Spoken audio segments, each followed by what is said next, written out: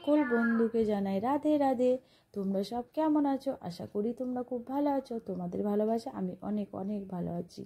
সকালে উঠে আগে দেখো আমি বিছানাটা পরিষ্কার করে নিয়েছি। এরপর দেখো আমি রুমটা ঝাঁট দিয়ে পরিষ্কার করে নিচ্ছি। রুমটা আমার পরিষ্কার হয়ে গেছে। এরপর একইভাবে ছাদটাও ঝাঁট দিয়ে পরিষ্কার করে নেবো।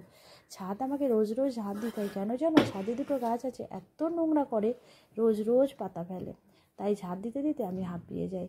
কষ্ট হলেও আমি রোজ ঝাঁট দিয়ে রাখি, কেন জানো? আমি নোংরা কাজ একদম পছন্দ করি না। এখানে দেখো নোংরাগুলো এক জায়গায় জড়ো করে আমি কুড়িয়ে নিচ্ছি। আর এই জায়গা দুটো দেখছো, এখানে আমি রোজ পাখির জন্য জল আর খাবার দিয়ে রাখি। আর এই বাসনগুলো ছিল কালকেকার রাতের বাসন, তো রাতের বাসন আমি রাতেই ধুয়ে রাখি। তো কাল আমার শরীরটা ভালো ছিল না, তো তাই আমি বাসনগুলো ধুয়ে রাখতে পারিনি। এখন দেখো আমার বাসনগুলো ধোয়া হয়ে গেছে। তারপরে দিদি চালিয়ে দিয়েছিল পাম্প, তাই বোতলগুলো একবারে জলটা ভরে নিচ্ছিলাম। একে একে জলগুলো বোতলে আমার ভরা হয়ে গেছিলো। আর এরপরে আমি বাসনটা রেখে দিয়ে চলে যাব স্নান করতে। দেখো আমি বাসন নিয়ে ভিতরে ঢুকে গেলাম। আমি এরপর চলে গেলাম বাথরুমে চানের জন্য। চান আমার হয়ে গেছে। এরপর জামাটা মেলে দিয়ে আমি একবারে তুলসীপত্র তুলে নিয়ে চলে এসেছি। এখন দেখো ভগবানের কাছে আগের দিন যে পুজো করে রেখেছিলাম সে তুলসীপত্র আর ফুলগুলো আমি উঠিয়ে নিচ্ছিলাম। এরপর চলে গেছি আমি কলপারে। দেখো আমি ঠাকুরের বাসনগুলো কিন্তু ধুয়ে নিচ্ছি। আর পিতলের বাসন আর তামার ঘটি আমি কিন্তু তেঁতুল দিয়ে মাজি। তোমরা কী দিয়ে মাজো একটু কমেন্টে জানিয়ে যেও গো। আর আমার বাসনগুলো দেখো মাজা হয়ে গেছে। একে একে আমি বাসনগুলো ধুয়ে নিচ্ছি। আমার বাসনটা কতটা ঝকঝক আর চকচক করছে সেটা তোমরা দেখেই বুঝতে পারছো। এখানে নিয়ে চলে এসেছি ভগবানের জন্য জল। আমি দিয়ে দিলাম একটু গঙ্গা জল এই কাপড়ে দিয়ে আমি ভগবানকে ভালো করে পরিষ্কার করে নিচ্ছিলাম। তো দেখো আমার একে একে ভগবানকে পরিষ্কার করা হয়ে গেছে। আর কিনে এনেছিলাম বাজার থেকে ফুল, সেই ফুলগুলো দিয়ে আমি ভালো করে ভগবানকে সাজিয়ে নিচ্ছি। দেখো আমি একটা একটা করে ফুলগুলো দিয়ে ভগবানকে সাজিয়ে নিয়েছি। এরপরে আমি ঘষে নেব চন্দন ঘষে নিয়েছি। আর দিয়ে দেবো তুলসীপত্র। রাধা গোবিন্দ পুজোতে তুলসীপত্র আর চন্দন অবশ্যই রাখবে, তাছাড়া ভগবানের পুজো অসম্পূর্ণ থেকে যায়।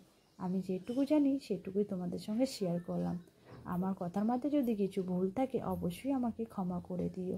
আর আমার কাছে সবথেকে বেশি ঠাকুর আছে রাধা গোবিন্দ। আমি কিন্তু রাধা গোবিন্দর ভক্ত। তোমরা কোন ঠাকুরের ভক্ত অবশ্যই কমেন্টে জানিয়ে যেও। আমি যে রাধা গোবিন্দ ভক্ত বলে কোনো ঠাকুরের পুজো করি না সেটা না গো, আমি সব ঠাকুরেরই পুজো করি। আমার ভগবানের গায়ে দিকে ভালো করে তাকিয়ে দেখো, আমার সেখানে ভোলানাথ আছে, মা তারাও আছে। আমি সব ঠাকুরেরই পুজো করি। আর তোমরা কোন ঠাকুরের পুজো করো বা কোন ঠাকুরের ভক্ত অবশ্যই কমেন্টে জানিয়ে যেও। এখানে দেখো আমি সবাইকেই ভোগ লাগানো হয়ে গেছে। অবশ্যই রাধা গোবিন্দ ভোগ লাগাতে তুলসীপত্র রাখবে। তুলসীপত্র ছাড়া রাধা গোবিন্দ ভোগ গ্রহণ করে না। আর আমি এখানে মন থেকে ভগবানকে ডেকে নিচ্ছিলাম।